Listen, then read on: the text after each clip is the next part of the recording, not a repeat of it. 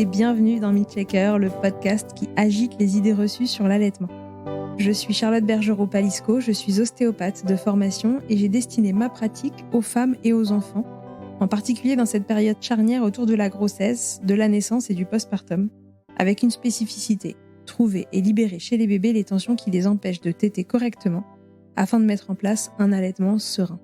Ce podcast, je l'ai imaginé pour vous offrir des témoignages variés, des expériences de familles qui ont allaité plus ou moins longtemps et avec plus ou moins de facilité. Ici, vous allez découvrir l'allaitement sous toutes ses coutures. Vous pourrez aussi vous informer auprès de professionnels, tous spécialisés dans leur domaine, qui vous apporteront lors d'épisodes experts les informations les plus justes pour savoir vous orienter en cas de difficulté. Mon objectif est très simple, offrir ces informations à toute mère, famille et tout professionnel qui souhaite se renseigner sur le sujet. Que chacun puisse faire ses choix de façon éclairée et briser les idées reçues qui circulent pour vous rendre l'allaitement plus accessible, plus facile, normal, banal même, et ce qu'importe vos envies et votre projet. Et ce qui aide ces informations à se diffuser pour que le plus grand nombre puisse en bénéficier et qui permet à Milkshaker de continuer de s'agiter, c'est vous. Par chaque partage ou recommandation autour de vous, mais aussi sur les réseaux, vos écoutes, bien sûr, et vos notes ou étoiles sur les plateformes d'écoute. Alors je vous serais vraiment très reconnaissante de prendre une petite minute pour soutenir ce projet. Et maintenant, place à l'épisode. Suite à l'épisode 94 où Sophie nous raconte son expérience d'allaitement avec ses jumelles, voici l'épisode expert qui va vous donner tous les tips pour vous orienter dans cette aventure. On retrouve aujourd'hui Céline Bourganeuf, qui est consultante en lactation IBCLC et que j'avais déjà choisie de par son expérience en néonatologie pour vous parler de prématurité dans l'épisode 50. Aujourd'hui, elle va donc vous dire tout ce que vous devez savoir sur l'allaitement des multiples, jumeaux, triplés et plus si affinité. Comment cela se met en place, comment je m'y prends, de quoi j'ai besoin. Un seul mot d'ordre, le confort à tout niveau de la maman pour que l'aventure puisse se dérouler sereinement. Aucune notion de performance et on prend soin de soi, on s'entoure pour pouvoir s'occuper de ces multiples merveilles qui viennent de débouler dans notre vie. Je vous souhaite une belle écoute. Salut Céline, bienvenue dans Milkshaker. Bonjour Charlotte, bonjour à toutes et à tous. Céline, on se retrouve encore une fois pour un épisode expert avec toi. Aujourd'hui, on a décidé de parler de l'allaitement des multiples. Alors voilà, tout au long de l'épisode, on va facilement utiliser le terme jumeaux, mais considérer que ça s'adapte aussi à l'allaitement de plus que des jumeaux. C'est quand même moins fréquent, mais voilà, si c'est votre cas et que vous vous préparez à un allaitement ou vous êtes dedans, quand Céline dit jumeaux, entendez triplé, si ce n'est que vous n'avez que 2 seins et qu'il faudra nécessairement que quelqu'un attende fasse la queue pour pouvoir manger. La première question que j'ai envie de te poser, Céline, je veux bien que tu te représentes, parce que ça fait longtemps quand même que tu n'étais pas venue dans Milkshaker. Alors si tu peux en 2 secondes te représenter pour les gens qui nous écoutent. Alors présentation, je suis puéricultrice. J'ai travaillé plus de 10 ans en néonatologie et je suis consultante en lactation depuis 2015. Je suis également spécialisée sur la diversification alimentaire, le sommeil et les troubles de succion du nouveau-né. Je suis présidente de l'association Mummood, le salon européen de l'allaitement maternel, et je suis nouvellement présidente de l'AFCL, l'association des consultantes en lactation de France. Je travaille à mon cabinet à Nice et je fais aussi pas mal de consultations en visio et je forme aussi dans les hôpitaux pour une harmonie des pratiques, mais aussi des formations que je fais moi en ligne sur le niveau 1 et niveau 2 de l'allaitement maternel. Parfait. Alors, Céline, je t'ai demandé à toi de venir nous parler de l'allaitement des multiples parce que comme tu as pas mal d'expérience, en particulier en néonat, tu en as vu pas mal des enfants multiples.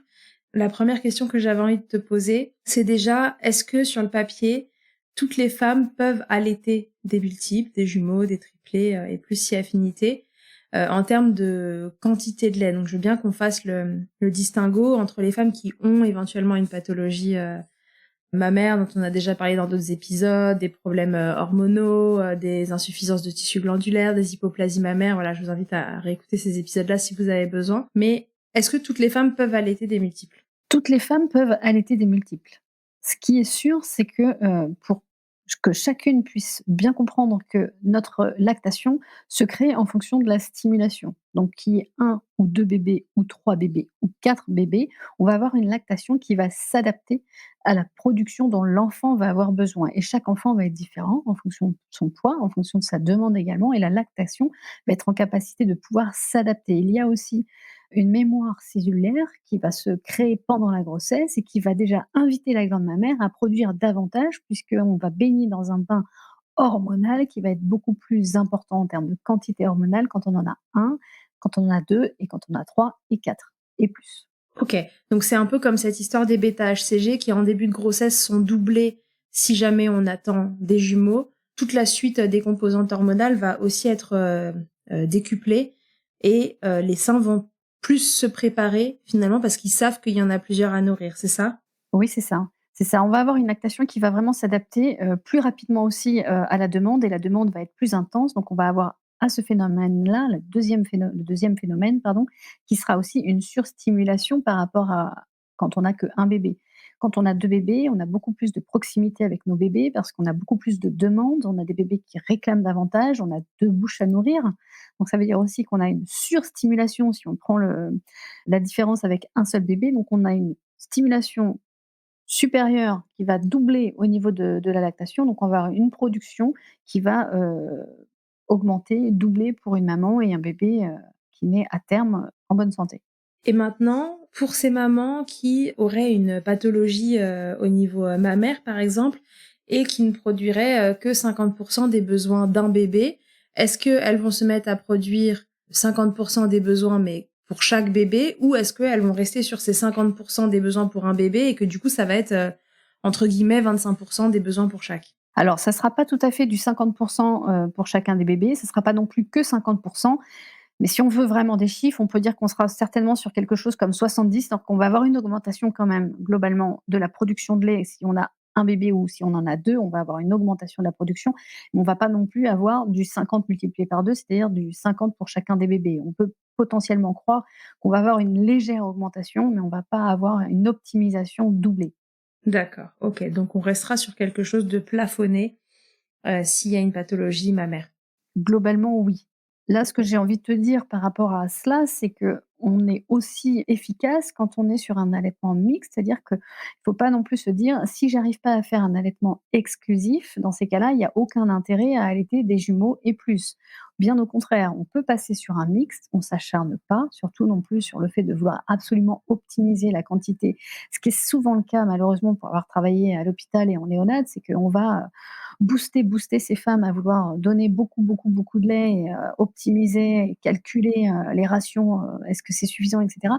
On fait ce qu'on peut. On sait aussi que produire du lait, c'est quand on s'hydrate, c'est quand on se repose et quand on est aussi dans un confort maternel avec nos bébés et que même si on n'est que sur un allaitement mixte, c'est quand même un allaitement. Oui, et puis n'oublions pas que plus que jamais, déjà avec un, mais là avec plusieurs bébés, on part quand même sur un marathon et qu'il faut pas griller ses forces tout de suite, quoi. C'est quelque chose qui s'opère sur le long cours et que si on allait ses bébés peut-être à, je sais pas moi, 50 ou 70% de leurs besoins, bah c'est toujours mieux que sur le papier en termes nutritionnels que de pas les allaiter du tout. Donc voilà, on se met pas trop de pression et on essaie de trouver du temps pour soi pour se requinquer, quoi, parce que ce sera à la faveur. Oui, et on va trouver aussi des tips et des petits, moyens mémotechniques pour aussi se rappeler, qui a tété, combien de fois a tété et cetera et puis, se dire que si on a besoin de compléments, on pourra en rajouter. On essaie déjà de voir dans un premier temps ce que la glande mammaire est capable de nous fournir, comment nous, on se sent aussi dans cet allaitement. Est-ce qu'on arrive à être confortable? Est-ce que c'est plaisant? Et est-ce que, parce qu'il y a des allaitements de jumeaux et plus pour lequel ça dure, 1 an, 2 ans et pour lequel c'est optimisé et c'est même plus confortable pour les mamans. Elles trouvent que c'est un gain de temps et c'est des bébés qui sont parfois aussi très, très adaptés et qui se suivent dans leur succion et dans leur tétée et on a des allaitements qui sont, formidables. Donc, il n'y a pas encore une fois de j'allaite ou j'allaite pas, je suis en mixte ou je suis pas en mixte. Ça peut démarrer sur un allaitement, complètement, au sein et puis passer par un mix. Il y a des mamans aussi qui reprennent des lactations pleines et qui reprennent des allaitements exclusifs au moment de la diversification. Donc pas d'inquiétude, on va essayer ensemble, sur ce podcast de trouver comment, faire au mieux pour que l'allaitement des jumeaux et plus puisse être, confortable et agréable. Et alors du coup, quand on entend, par exemple, des mamans de jumeaux dire: «Ah bah non, mais j'avais pas assez, de lait pour les 2, et cetera». Si je reprends hors pathologie dont on parlait juste avant, toutes les mères sont censées pouvoir produire pour 2 bébés. Après, qu'est-ce qui va pouvoir d'autre, influer sur, justement cette production de lait? L'entourage. L'entourage familial, l'entourage médical et en même temps, le confort et l'état d'esprit de la maman. Une maman qui va avoir eu un troisième trimestre très fatigant, très compliqué avec une prise de poids, de l'œdème et cetera, qui arrive à l'accouchement gémellaire dans un état de fatigue extrême. Si on n'a pas un entourage familial à la fois aidant psychologiquement, c'est-à-dire de l'accompagner dans son choix de vouloir l'allaiter et en même temps physiquement, dans le change, dans la prise en charge des bébés autre que dans la nutrition, ça va être, plus difficile. Je pense aussi, à cet entourage médical qui, en général, par méconnaissance, par, manque d'information, vont pousser parfois les mamans à aller vers un allaitement mixte, voire un arrêt de l'allaitement précoce. Parce qu'effectivement, ça demande du travail, parce qu'effectivement, c'est une source de stress supplémentaire, mais il faut savoir qu'un allaitement de jumeaux ou pas de jumeaux bien accompagné, c'est un allaitement qui réussi, qui fonctionne bien et pour lequel on a quand même alors des résultats sur la santé de la mère, des résultats sur la santé du bébé et aussi, un gain de temps si on arrive à trouver, des solutions pour pouvoir, faire de cet allaitement un moment de plaisir, de réconfort et ça peut aussi très bien se passer. Tout à fait, et même si c'est pas à 100 d'ailleurs. Et même si c'est pas à 100 exactement. On peut avoir, par exemple, les tétés du matin et du soir, on peut avoir, des tétés avec des compléments, on peut avoir des tétés, du matin jusqu'à fin de journée et puis fin de journée, on mettra des compléments en place, quelques-uns potentiellement un peu la nuit quand il y a beaucoup de demandes la nuit et que la maman aussi a besoin de se reposer. Ça, on en parlera, mais il y a aussi vraiment besoin que la maman trouve des temps pour elle. Il n'y a pas de mauvais allaitement ou de exclusif ou non exclusif. Tout type d'allaitement, que ce soit partiel, complet, sont toujours un bénéfice pour la mère et pour les enfants. Donc, option 1, parce qu'avec les multiples, on sait que voilà, malheureusement, ça arrive quand même assez fréquemment qu'ils arrivent avant terme. Mais parlons de ceux qui arrivent à terme ou quasiment à terme, tu vois, qui, en tout cas, qui ont pas besoin de soins en arrivant, qui se gèrent tout seuls. S'ils arrivent en forme, comment on s'y prend pour allaiter, des multiples? C'est quoi, à quoi ressemble le quotidien avec eux? Que ce soit tout de suite en arrivant là, à la maternité et puis une fois qu'on sort, qu'est-ce qu'il faut mettre en place pour que ça se passe bien? C'est quoi les points clés?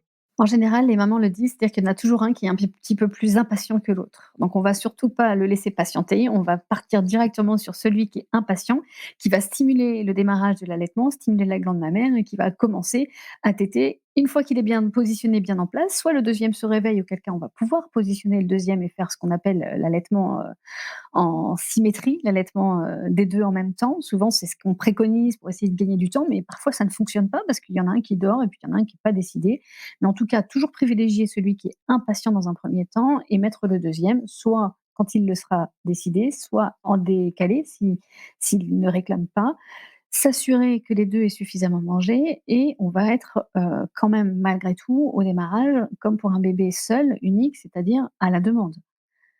L'avantage qu'il y a, c'est que le fait qu'il y ait un bébé qui pleure, qu'il y ait une montée de lait, le deuxième le sait et ça réveille le deuxième si on est dans une proximité, encore une fois. Donc bien, dormir pas loin de ses bébés, être dans une proximité, pas trop loin, faire du cododo, les avoir avec soi les premières semaines, les premiers mois, comme pour un bébé unique. L'accordage, hein, de l'allaitement, c'est 6-8 semaines. Donc on a besoin aussi d'avoir du temps avec nos bébés et pour mieux les comprendre et pour, savoir aussi qui sera le premier à vouloir manger et ça ne veut pas dire que le deuxième passe en deuxième et donc est moins aimé, mais simplement on fera aussi en fonction des caractères différents, en fonction des poids. Il y a des bébés qui vont téter très vite des quantités, des bébés qui vont être plus lents, donc on va peut-être privilégier celui qui va manger très, très vite, qui va se rendormir très rapidement pour avoir plus de temps pour celui qui est un petit peu plus lent et qui a peut-être un besoin d'un petit peu plus de réconfort et de sécurité affective, hein. On l'a déjà dit dans d'autres podcasts, mais l'allaitement, c'est pas que du nourrissage, hein. Il y a aussi, 80 d'affectif autour de la nutrition. Si on est bien installé, on en parlera après, mais on peut aussi avoir un deuxième qui s'endort sur le sein pendant qu'on est en train de terminer la deuxième tétée avec le deuxième bébé. D'accord, OK. Oui, donc à la fois, on met celui qui est le plus impatient au sein en premier parce que bon, comme ça, lui, il est repu, et très bien. À la fois, il faut faire attention à celui qui serait un peu plus faible, c'est ça? C'est ça, le plus faible, en le mettant en deuxième ligne, il va aussi récupérer, on le sait, un peu plus le gras de fin de tétée, donc plus rapidement. Il aura pas aussi cette stimulation de cette première éjection qui peut prendre un petit peu du temps et le fait que le premier soit déjà passé, qu'il ait stimulé la glande mammaire, qu'il ait stimulé l'hypophyse pour commencer l'éjection du lait, va bénéficier du travail du premier et donc de pouvoir faire moins d'efforts. Donc les bébés, par exemple, qui ont des troubles de la succion ou des bébés qui ont, des différences de poids, on va pas forcément mettre le premier, le plus petit, à démarrer, mais plutôt en deuxième ligne où il va avoir le gras de fin de tétée et moins d'efforts de succion. Très bien, à la demande, le plus vaillant d'abord, le plus faible ensuite, mais en fait c'est pour le privilégier en quelque sorte parce qu'il va bénéficier du travail que le premier a fait. Est-ce qu'il y a d'autres choses à mettre en place dans un quotidien avec des jumeaux, par exemple, pour allaiter sereinement? Être entouré, j'imagine? C'est ça. La maman, elle a un temps qui va être quand même consacré au nourrissage, puisqu'elle ne peut pas déléguer ses temps d'allaitement, donc il y a une importance d'être bien accompagnée. Alors là, pour le coup, quand on dit un village, c'est réellement un village, c'est-à-dire qu'il y a la famille, mais il peut y avoir l'entourage, les amis. Il est pas, sur les premières semaines, le temps de faire un couscous pour la famille, de faire, des grands repas, si c'est elle qui prépare, et tout ce qui est logistique doit être géré. En général, il y a des associations, hein, Jumeaux et Plus, pour ne pas citer, qui est, départementale, qui, est là aussi pour faire de l'aide ménagère, de l'assistance, j'ai envie de dire, dans l'accompagnement et aussi dans les soins au bébé, c'est-à-dire le change, le bain, des choses comme ça, pour que la maman puisse aussi avoir du temps pour elle. Par exemple, on peut faire, un bain un jour pour l'un, un bain, avec l'autre, le jour suivant. Pas faire les 2 en même temps et pas forcément tous les jours, et pas faire non plus que le papa qui fait que les bains, parce que des fois les mamans se disent aussi: «Moi j'ai l'impression de faire que ça, que donner le sein», mais c'est, aussi trouver ensemble une harmonie pour que à la fois il y ait du plaisir dans les tétés, du plaisir à côté sans que ce soit de la charge. Parce que la charge de nourrissage est déjà très importante. Combien de temps ça représente par jour? Est-ce que c'est vraiment le double? Alors c'est pas vraiment le double. Si on prend, certains bébés qui tètent en simultané, pour le coup, on n'est pas du tout sur du double, et il y en a d'autres qui sont un peu en léger décalé, et il y a des fois dans la journée où il va vraiment y en avoir un qui va se réveiller, qui va téter, et l'autre va se réveiller réellement qu'1 heure et demie, 2 heures après.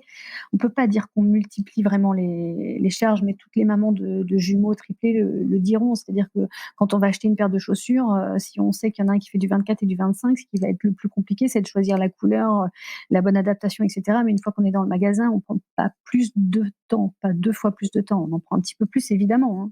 Plus on a d'enfants, plus on a quand même, du temps à leur consacrer, mais on peut pas dire qu'on double le temps.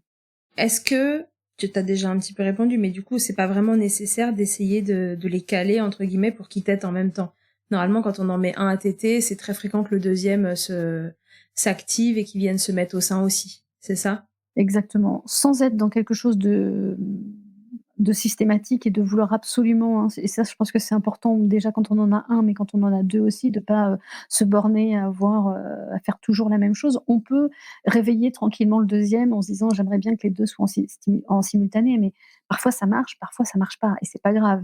L'objectif, c'est de faire un petit peu comme pour l'endormissement, de faire des rituels, des habitudes, et de faire un allaitement dans la même pièce où l'enfant puisse, avoir, les bruits de son jumeau ou sa jumelle qui est déjà réveillée, d'avoir, l'odeur du lait, les battements du cœur de maman pas trop loin, pour lui expliquer que, bah, ça serait peut-être pas mal de pouvoir, faire un petit tir groupé de ce moment d'allaitement. Mais encore une fois, si l'enfant, et ça on le sait toutes, hein, à partir du moment où on a un enfant, si l'enfant n'est pas décidé à manger à ce moment-là, ça sert à rien de le réveiller et d'essayer absolument. C'est aussi peut-être pas son moment à lui, et c'est pas parce que c'est le moment pour un que ça sera forcément le moment pour l'autre. Oui, et puis autant s'il mange qu'il soit efficace, quoi, parce que s'il est en train de dormir à point fermé et qu'on le met au sein, finalement, il se passera pas grand-chose. C'est ça, et puis si on passe une demi-heure à essayer de le faire téter et que quand on le recouche, c'est à ce moment-là qu'il est prêt, on aura vraiment perdu pour le coup une demi-heure à faire autre chose. Quelle position, du coup, on va venir privilégier pour allaiter les deux en même temps si jamais ils sont d'accord? Alors, on a beaucoup entendu parler du ballon de rugby parce que c'était plus facile pour les jumeaux, et cetera. Moi, je parle de moins en moins, voire plus du tout, de position d'allaitement. Alors ça, c'est encore une fois pour citer, Suzanne Colson, mais ce qui va être vraiment très, très important pour les jumeaux et plus, c'est le confort. Le confort de la mère pour qu'elle ne puisse pas avoir le poids des bébés sur elle, et que ça soit aussi quelque chose qui puisse se recréer très, très régulièrement. Moi, souvent, je le vois, hein, quand je vais en consultation domicile de mamans de jumeaux, elles ont un petit coin dédié pour elles, dans le salon, un espace du canapé qui est vraiment dédié. C'est-à-dire qu'elles ont pas besoin de recréer leur petit nid à chaque fois. Elles sont vraiment dans une position confortable où c'est le corps maternel qui va venir porter les enfants et non pas les bras. Il y a même des mamans qui peuvent allaiter dans une manière vraiment très confortable, inclinée en arrière, comme le biological nurturing, où on va avoir même possiblement presque une main qui va être libre en ayant 2 enfants qui tètent en même temps. Bien s'installer au niveau des épaules, au niveau du dos, avec coussin d'allaitement ou des coussins simples, hein, aussi, pour pouvoir vraiment être dans une position confortable qu'on sait qu'on va pouvoir réitérer régulièrement et très souvent dans la journée. OK, donc on essaie de se trouver la position la plus confortable possible pour pouvoir, caler les 2, mais il y a pas une position à respecter, c'est vraiment ce qui va être le confort de la maman. Confort de la maman, et dans le confort de la maman, les enfants vont se positionner dans la manière aussi où ils étaient pendant la vie utérine. C'est-à-dire qu'il y a des enfants, s'il y en a un qui était en siège et un qui ne l'était pas, va chercher aussi le contact au niveau du siège avec son deuxième jumeau. Ils vont se mettre peut-être tête bêche, ou au contraire, ils vont téter face-face. Ça va dépendre aussi de la manière dont la maman est confortable, et les enfants vont se sentir confortables à téter. Comme pour tout autre bébé, il va y avoir aussi la succion, le confort de succion. Il y a des positions de bébé qui sont différentes en fonction de l'ouverture de la bouche, de la succion, des tensions cervicales. Je parle à une ostéopathe, il sait mieux que moi que la position du bébé va aussi dépendre de son confort à lui.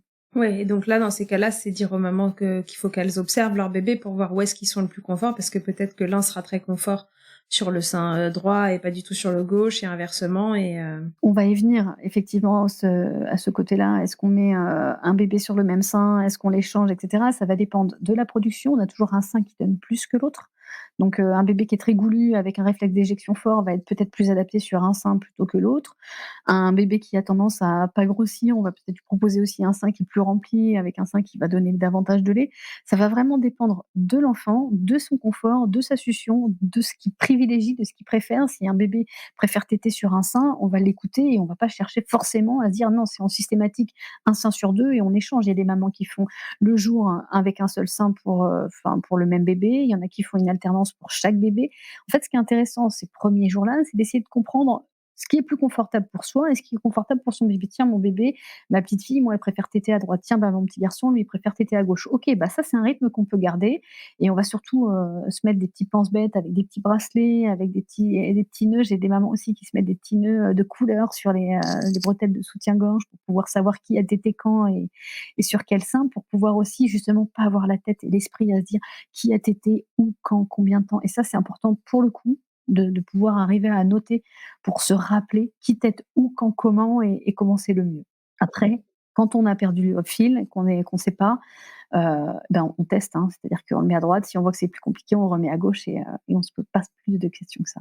j'en profite pour rappeler que quand vos bébés ne sont pas à l'aise d'un côté par rapport à l'autre, il est probable qu'ils souffrent de quelques petites tensions. C'est d'autant plus fréquent chez les multiples qui, évidemment, ont un peu subi la crise du logement à l'intérieur du ventre parce que de la place pour un, c'est déjà pas toujours évident.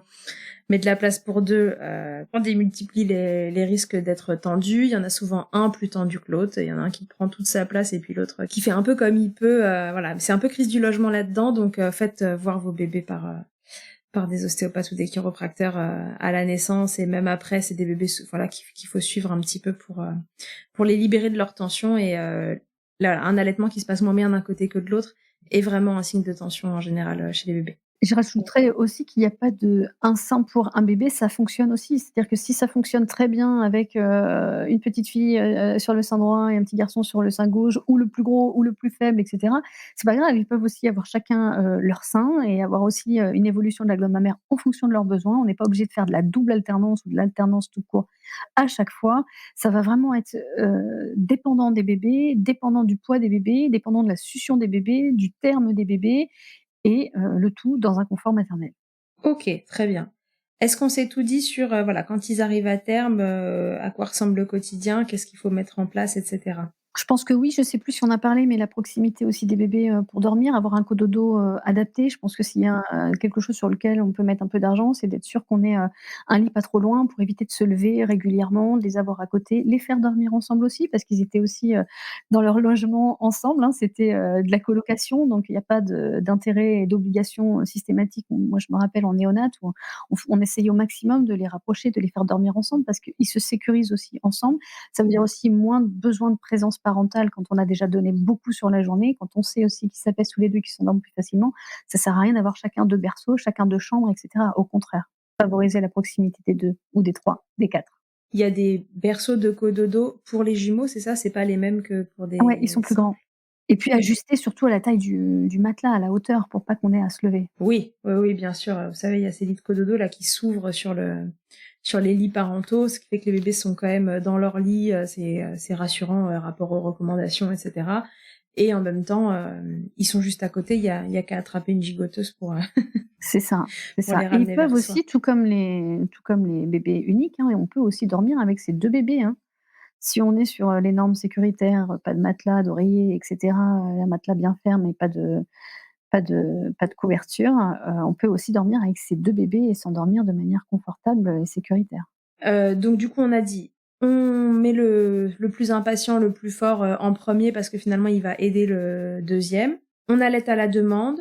Pendant les 6 à 8 premières semaines, voilà, on sait que ça va être très prenant, enfin comme l'est un allaitement finalement classique, mais là on a 2 bébés. Du coup, être très entouré pour pouvoir déléguer au maximum le reste des charges, s'organiser pour peut-être diminuer la charge, comme tu le disais, pour le bain, ne pas faire le bain tous les jours. Et puis d'ailleurs, les bébés n'ont pas vraiment besoin d'être baignés tous les jours, donc ça, il y a aucun souci avec ça.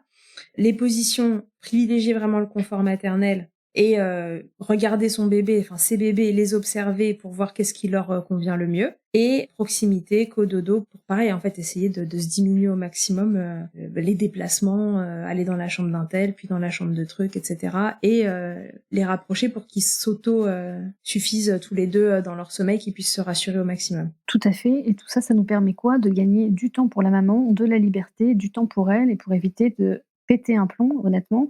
Parce que quand l'allaitement devient trop compliqué, qu'on des fois on s'acharne, on s'obstine à vouloir absolument les allaiter en exclusif et on s'enferme dans des schémas, très, très, toxiques parce que pour soi-même, hein. Parce qu'on va parfois même réussir un allaitement exclusif, mais au risque de notre santé, au risque de notre fatigue, de notre fragilité mentale. Donc ne pas hésiter, moi je dis souvent aux mamans, hein, de prendre 1 heure et demie pour elles, pour qu'il y ait vraiment un temps, c'est-à-dire que les bébés ont mangé, voilà, ils pleurent pour autre chose, le ventre, la digestion, le sommeil et cetera. Il y a vraiment quelqu'un d'autre qui gère et ça c'est pour les jumeaux et plus, c'est vraiment indispensable. On profite aussi quand il y a la l'aide ménagère et cetera, qu'elle puisse aussi avoir un œil sur les bébés pour que nous, on puisse vraiment déconnecter. Ouais, ok. Donc vraiment essayer de trouver comme ça 1 heure dans la journée pour pouvoir s'extirper un petit peu de tout ça et avoir un temps pour soi. Si on regarde, dans les mammifères et les chatons, hein, les chattes, elles ont plusieurs tétines, plusieurs bébés, mais quand c'est fini, c'est fini. On entend, moi je me rappelle quand j'étais plus petite, on entend les bébés, miauler, dans le panier. Pour autant, la mère, elle est partie dehors, elle est partie s'aérer et même s'ils pleurent, ils pleurent. Donc il faut pas aussi, et je pense que c'est alors le «il faut pas», c'est facile, hein, mais on a très, très peur aussi dans notre société française avec cette, éducation bienveillante de laisser nos bébés pleurer. Il faut aussi se dire que parfois, c'est aussi important pour nous de se dire: «Je prends 5 minutes pour moi, pour aller aux toilettes», et il pleure, mais voilà, il y a pas d'urgence vitale. On s'assure qu'il y a pas d'urgence vitale, mais c'est pas grave, et les jumeaux et plus vont aussi être amenés à pleurer davantage et à s'autoréguler plus qu'un enfant seul. C'est exactement la même chose pour un 2e ou pour un 3e enfant, même si c'est pas des jumeaux, où on est obligé de multiplier, les activités extérieures et on n'est pas, complètement dans une préoccupation pour le premier, et c'est pas dramatique à partir du moment où c'est pas volontaire, c'est pas trop longtemps et Voilà, et qu'il y a une réponse qui finit par arriver. Mm. qu'il y a une réponse qui finit par arriver, exactement, et donc ne pas se culpabiliser de se dire: «J'ai laissé pleurer le deuxième un quart d'heure parce que j'étais en train de m'occuper du 1er qui était, pas bien, en train de vomir», et cetera. Non, on n'a pas le choix de toute façon. Oui, oui, il y a un moment où là, voilà, on a que 2 mains, et fonction de l'aide qu'on reçoit, on peut pas toujours avoir les bébés dans les bras, en même temps, sur 100% de leurs demandes. Et du même que tu parlais de la crise du logement, ils sont aussi plus adaptés et plus fins, hein. Les jumeaux aussi développent cette capacité aussi de patience et de vivre ensemble, de pouvoir patienter, de pouvoir partager. C'est vraiment différent, hein. Oui, donc on leur fait confiance, en fait, ils savent aussi qu'ils sont pas seuls et qu'il faut un peu différer parfois les choses. Ok, en tout cas, oui, n'oubliez pas de faire pipi, hein, c'est plus important. Et boire. Et boire.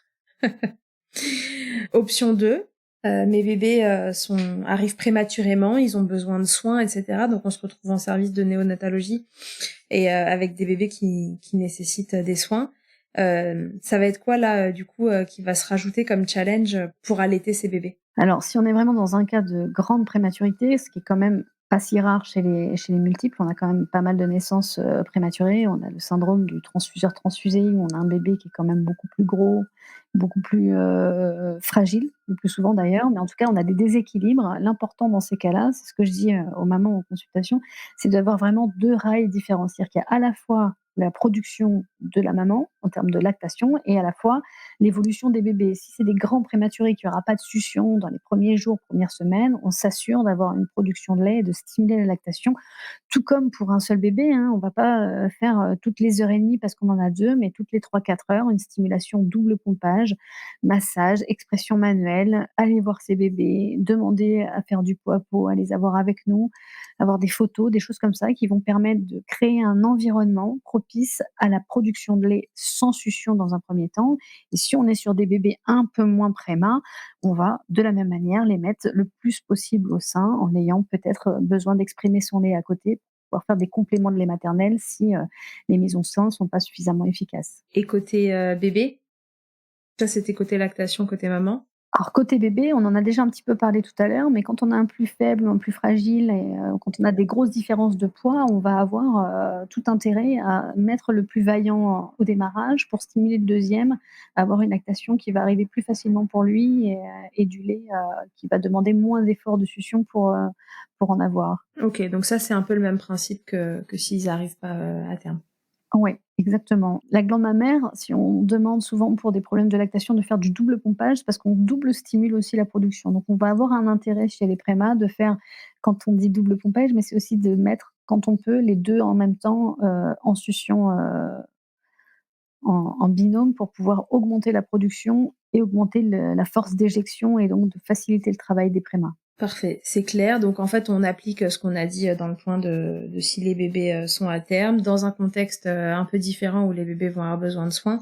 Et puis là, je vous propose de vous référer à l'épisode 50 qu'on avait tourné avec Céline, où on parle exclusivement de l'allaitement des bébés prématurés, de par son expérience qu'elle a eue dans ce domaine. Donc c'est l'épisode 50, n'hésitez pas à le réécouter, ce sera voilà, ça fera un tiroir dans cet épisode-là des multiples.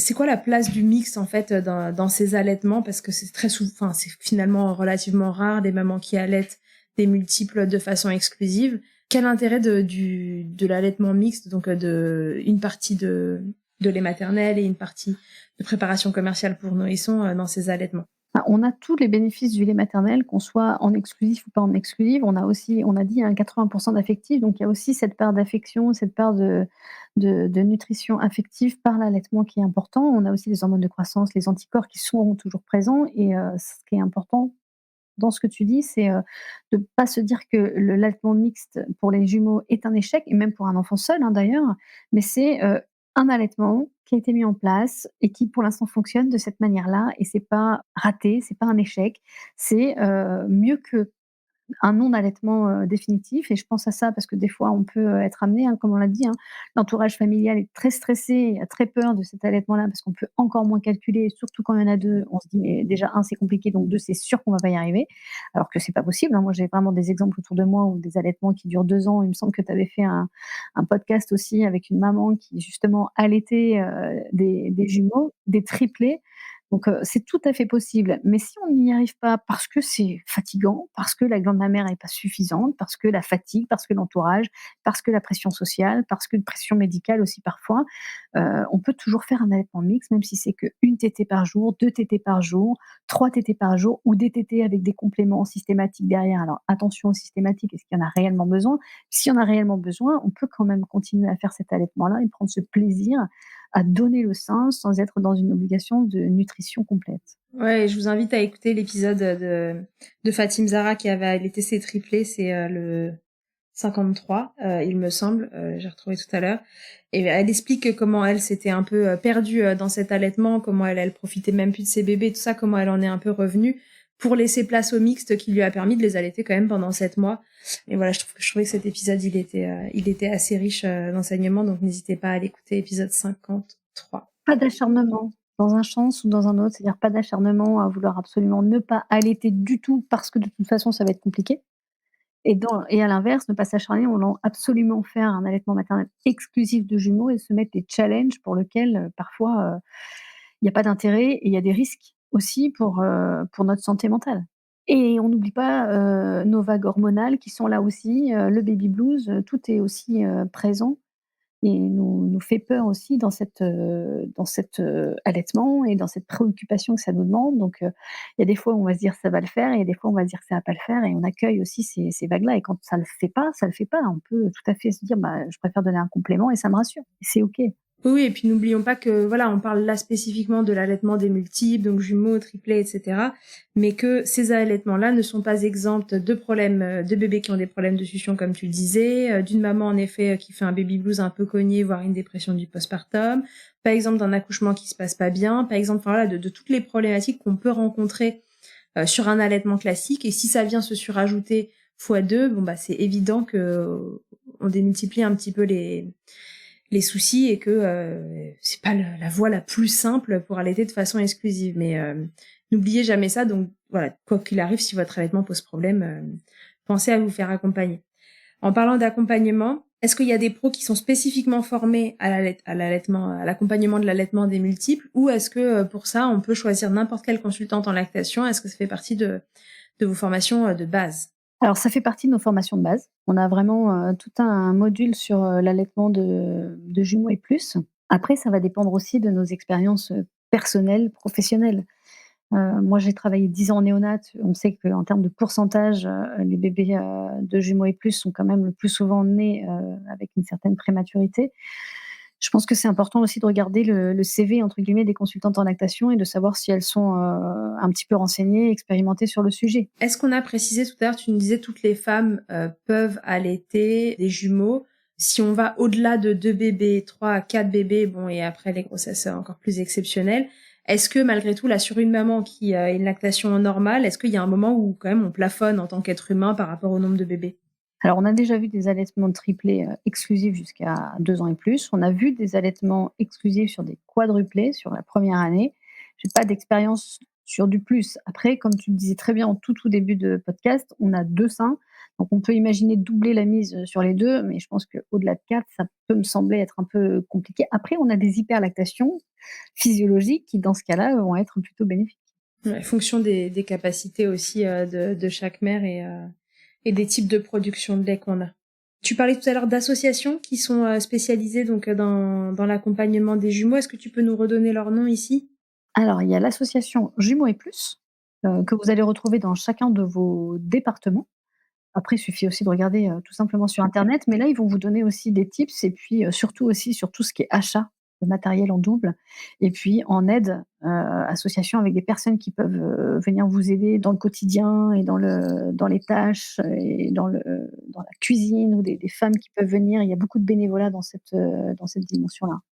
Multiples et compagnie, qui est aussi une association dans le même type et qui sont aussi des aidants dans les difficultés parce que souvent c'est des mamans qui ont déjà eu elles-mêmes des expériences de jumeaux et plus et donc qui vont aussi pouvoir donner leur propre expérience et rien que d'échanger avec des gens qui connaissent très bien le sujet au-delà de professionnels de santé, c'est aussi très, très important.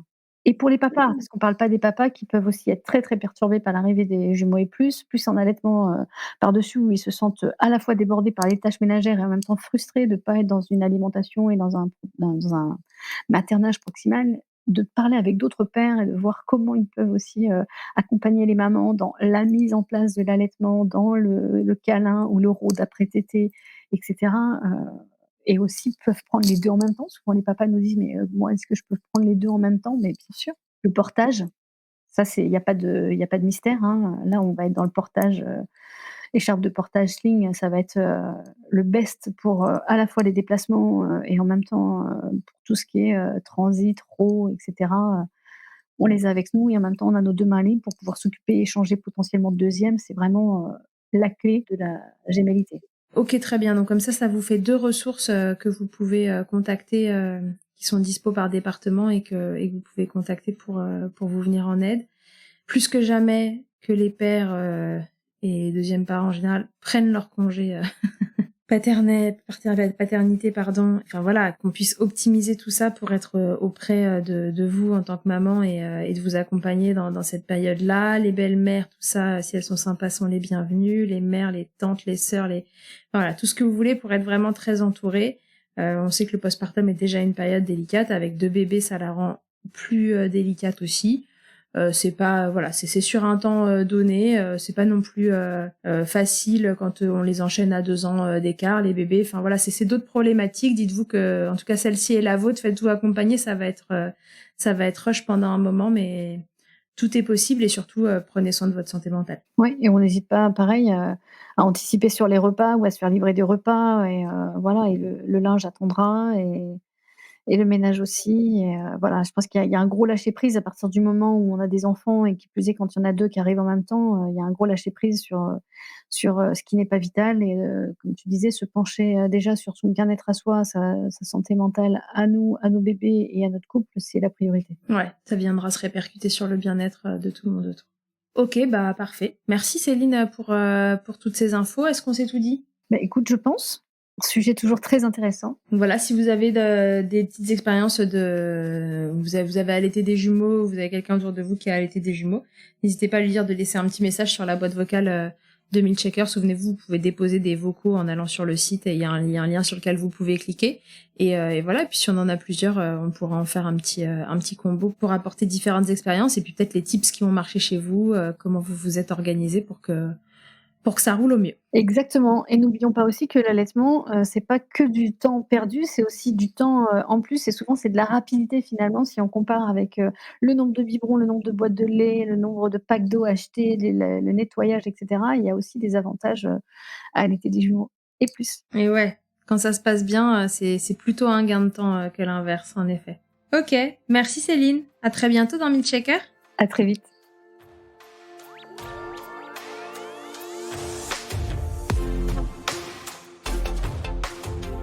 Merci d'avoir écouté cet épisode. S'il t'a plu, je te rappelle que tu peux t'abonner au podcast, le noter sur ta plateforme d'écoute et surtout le faire voyager pour que l'information circule au maximum. Si tu te rends sur milkshaker.fr, tu trouveras tous les épisodes du podcast depuis 2020 avec un moteur de recherche pour t'orienter en fonction du sujet qui t'intéresse. Si tu préfères lire ou bien que tu es coincé sous un bébé et qu'il ne faut pas le réveiller, sache que tu y trouveras aussi le blog de Milkshaker où les épisodes experts en particulier y sont résumés à l'écrit. Enfin, si tu me cherches en tant qu'ostéopathe pour toi ou pour ton bébé, tu peux me retrouver à Suresnes dans les Hauts-de-Seine en tapant mon nom sur Doctolib et sur mon site internet charlotte-bergerot.fr. On se quitte en musique avec Emma et son titre Blinded, écrit et composé en collaboration avec Nemen. À très vite pour un nouvel épisode et d'ici là, n'oubliez pas, prenez soin de vous. Milkshaker autant que vous le voudrez et bousculons ensemble les idées reçues sur l'allaitement maternel.